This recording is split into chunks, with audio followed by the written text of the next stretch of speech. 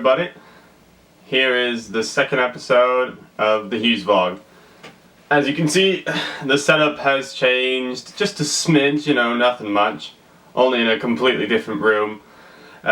Looking back at the last one, I was a bit by the lighting, and I just thought my room would be better.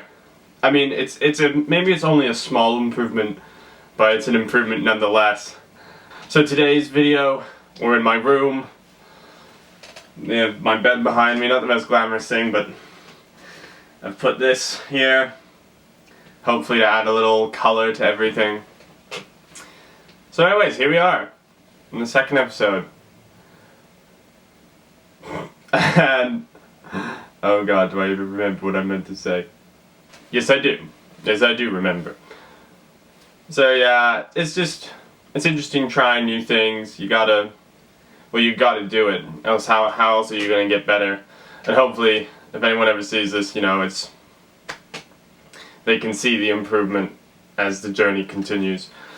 And it was funny because I was thinking this week, it's interesting to, I'm part of like the YouTube generation, the group of teenagers who have spent more time in front of YouTube than probably in front of the TV.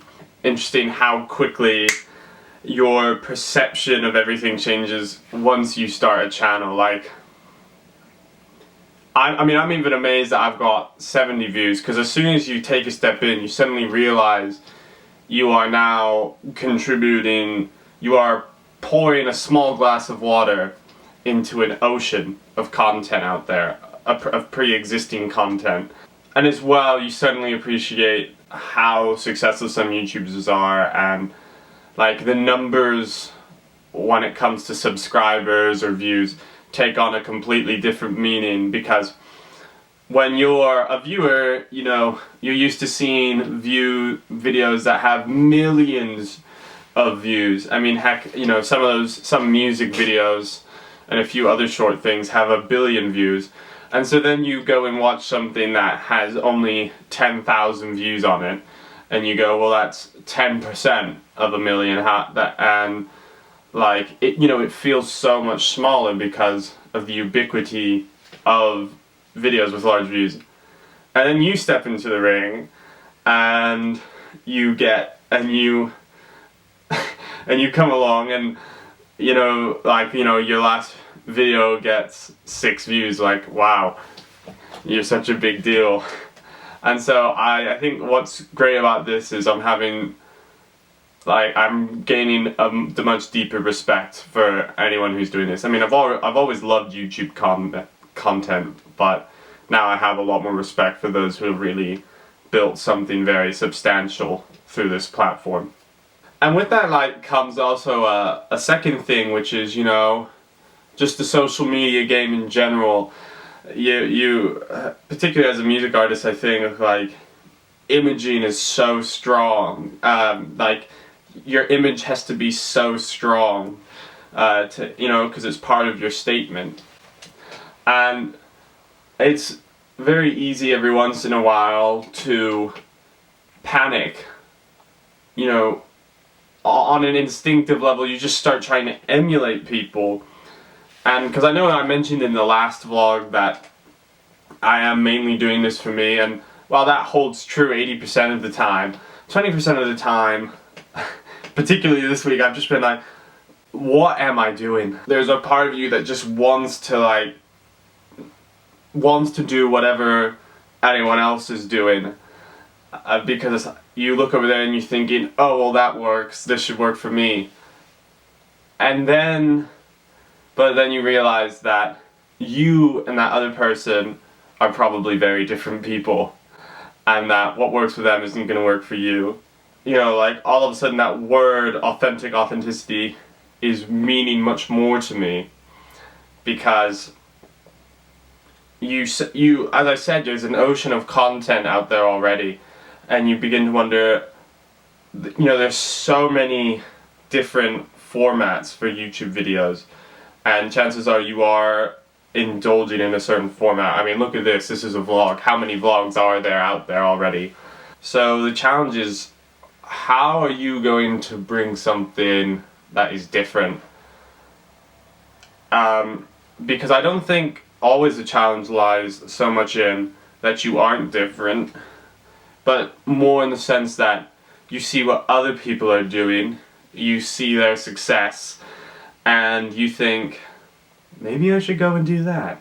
It won't work as much for you, just because you're not them. So, if there's two things I've been really thinking about this week, it's just, like, how enormous the challenge is to get people to watch you, but also, second of all, because I think these things are inherently intertwined, how to be authentic and not just to be a clone of someone more successful than you.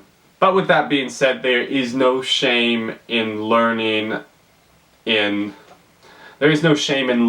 other people, you know.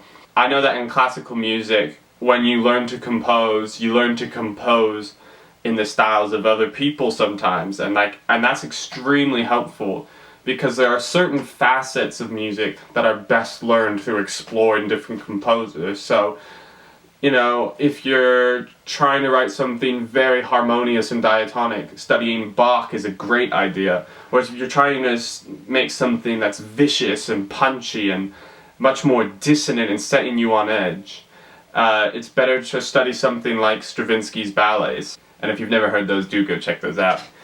And speaking of Stravinsky did once say, good composers borrow, but great composers steal. I mean, it sounds controversial on the surface, but you do understand that a very great idea will manifest itself in multiple different ways. And I think that's what he meant by it. Like, there's no shame in recognizing the potency of a great idea and then giving your own spin on it. Making music to express yourself is like the core idea behind a lot of music and a lot of art, but that manifests itself in an innumerable number of ways. So I've been thinking about that a lot this week, as you can tell.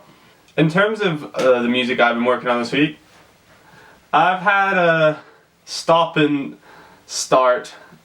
go start with the next song I'm recording, because I'm still coming to grips with Logic.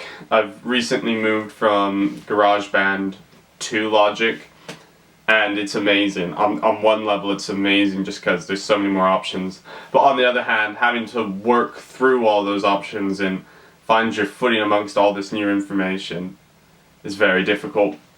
And can I just say, as like a public service announcement, is the minute you hear pops and cracks in things, really stop recording, because your gain is too high or your computer is not processing all the sound that you're putting through.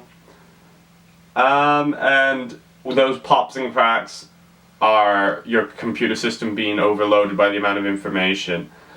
And I didn't realize this while recording parts and up for 16 cellos. You know, I record myself 16 times only to find out that I'm gonna have to redo it all because of all those pops and cracks. And I do know there is a way for you to get rid of it in Logic, but I'm still a Logic noob, so I think I'm better off just re-recording.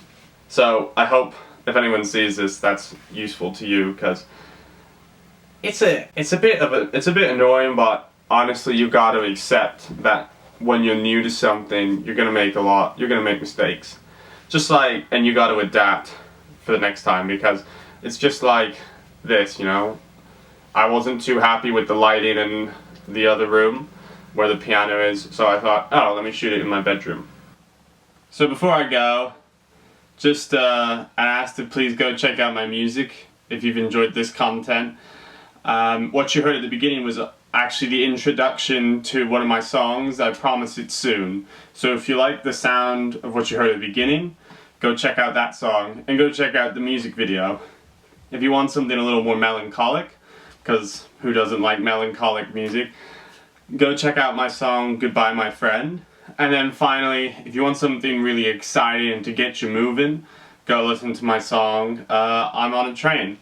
And if you like any of this content, the vlog or the songs, please like, comment, and subscribe, because there's certainly more on the way. See you in the next one.